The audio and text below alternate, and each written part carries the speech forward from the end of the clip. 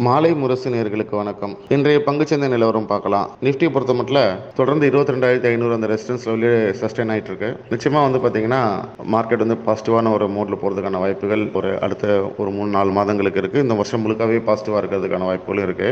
மேல் நோக்கி போச்சுன்னா 25,000 தாண்டறதுக்கும் வாய்ப்பு இருக்கு. 24, 25, 26 இதெல்லாம் ரெசிஸ்டன்ஸ். 25 தாண்டறதுக்கு நிறைய வாய்ப்பு இருக்கு. ஸோ 2025 ஜனவரி மாதம் 25,000 நிஃப்டி தொடுறதுக்கான வாய்ப்புகள் என்னை பொறுத்த மட்டும் பிரகாசமாக இருக்கு. ஸ்டாப் லாஸ் பார்த்தீங்கன்னா 20,000 ஸ்ட்ரிக்ட் ஸ்டாப் லாஸாக வச்சு ட்ரேடர்ஸ் இன்வெஸ்டர்ஸ் எல்லாமே பண்ணலாம். பட் எல்லாமே மார்க்கெட் கண்டிஷனுக்கு ஏற்ற மாதிரி மாறுறதுக்கு வாய்ப்பு இருக்கு. ஸோ எல்லாமே ரிஸ்க் எடுத்து ப்ராப்பராக மணி மேனேஜ்மெண்ட் பண்ணீங்கன்னா மட்டுமே மார்க்கெட்டில் சக்ஸஸ் பண்ண முடியும். அது தாண்டி பார்த்தீங்கன்னா நீங்கள் ட்ரேடிங் பர்பஸ்க்காக பண்ணுறீங்க அப்படின்னு சொன்னால் மார்க்கெட்டில் ரொம்ப மந்தமான ஒரு நிலைமை இருக்கு. நிறைய பேர் இன்ட்ராடே ஆப்ஷன், வீக்லி ஆப்ஷன், அன்னைக்கு எக்ஸ்பைரி ஆகிற ஆப்ஷனில் ட்ரேட் பண்ணுறவங்க ட்ரேடர்ஸ் நிறைய இருப்பாங்க. அவங்களாம் அன்னைக்கு ஒரே நாளில் நம்ம நிறைய சம்பாரிச்சிடலாமா அந்த மாதிரி எல்லாம் ப்ராப்பர் மணி மேனேஜ்மெண்ட் இல்லாத பண்ணும்போது அதற்கான ஒரு லாஸஸை சந்திக்கிறாங்க. ஸோ அது மாதிரி இருக்கிறவங்க கொஞ்சம் கேர்ஃபுல்லாக பண்ணுங்க. So monthly options, next month options, இந்த மணி ஆப்ஷன்ஸ் இதெல்லாம் எடுத்து பண்ணீங்கன்னா உங்களுக்கு ரிஸ்க் கொஞ்சம் கம்மியாக இருக்கும் கம்பேர் டு டெய்லி ஆப்ஷன்ஸ்.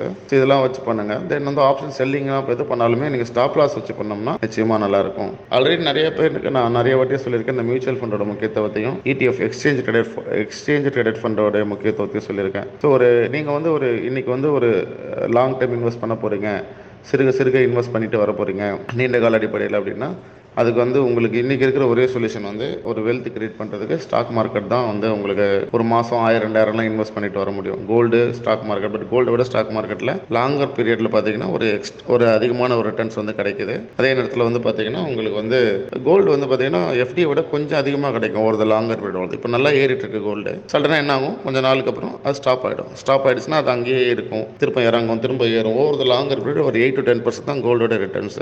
அதை தாண்டி ஸ்டாக் மார்க்கெட்டில் எக்ஸ்ட்ரா ரிட்டர்ன்ஸ் நிச்சயமாக உண்டு. இதை அடிப்படையாக வச்சு நீங்கள் ரிஸ்க் டைவர்சிஃபைட் பண்ணி இன்வெஸ்ட் பண்ணுங்கள். நன்றி, வணக்கம்.